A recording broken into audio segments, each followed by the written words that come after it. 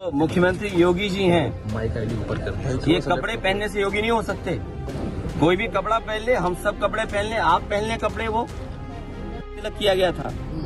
क्या भारतीय जनता पार्टी इस बात की निंदा करेगी? आज गंगा जल से धुलवाया था, याद है ना? याद है। आप भी पत्रकार लोग थे, किसी के फोन पे गए थे सुबह घर में। अधिकारी सरकार मिलकर के जनता को लूट रही है। रात ही में अयोध्या का मुझे जानकारी मिली।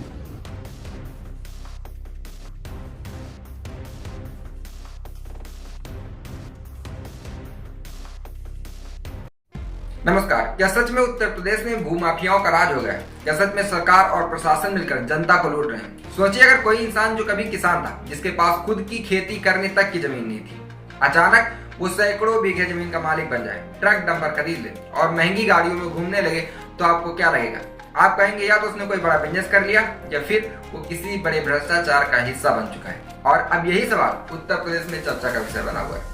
एक तरफ समाजवादी पार्टी के राष्ट्रीय अध्यक्ष ने भारतीय जनता पार्टी पर गंभीर आरोप लगाया और उनका कहना था कि उत्तर प्रदेश में सत्ता से जुड़े नेता और अधिकारी मिलकर सरकारी जमीनों पर कब्जा कर रहे हैं। तो इस वीडियो में हम तर्क और तथ्यों के आधार पर समझेंगे कि उत्तर प्रदेश में सच में भू माफियाओं का राज चल रहा है और कौन है वो लोग जिन पर ये आरोप लग रहे हैं, और क्या सरकार इन मामलों को रोकने में पूरी तरह से फेल हो चुकी है।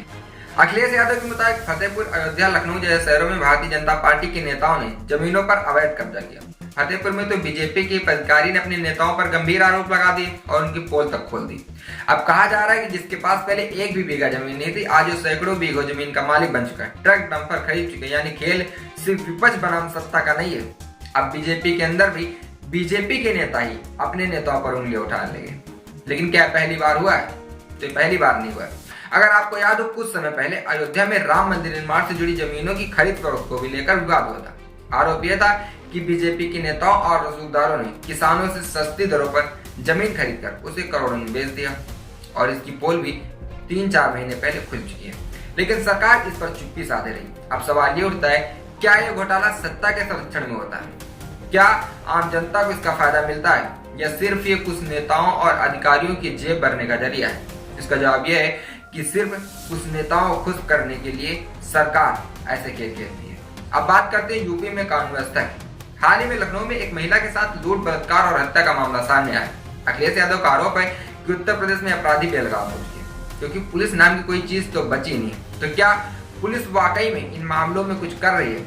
अगर हम एनसीआरबी यानी नेशनल क्राइम रिकॉर्ड ब्यूरो के आंकड़े देखें तो उत्तर प्रदेश में आपराधिक घटनाएं 2017 के मुकाबले में 2023 में ज्यादा दर्ज है। अब सवाल यह है कि अगर कानून व्यवस्था इतनी अच्छी हो तो आखिर अपराध क्यों बढ़ रहे हैं? कानून व्यवस्था सिर्फ मीडिया के हिसाब से अच्छी, लेकिन असल में हालात बहुत बुरे हैं। अखिलेश यादव ने एक और बड़ा दावा किया। उन्होंने कहा कि यूपी सरकार के करीबी आईएएस अधिकारी के पास 700 बीघे जमीन। जरा सोचिए, कई मकान और प्लाट हैं। और मजे की बात यह है कि वो अफसर अब फरार हो चुका है। यानी सवाल ये उठता है, अगर सरकार वाकई भ्रष्टाचार के खिलाफ जीरो टॉलरेंस की नीति अपनाती तो क्या ये अफसर अब तक फरार हो पाता?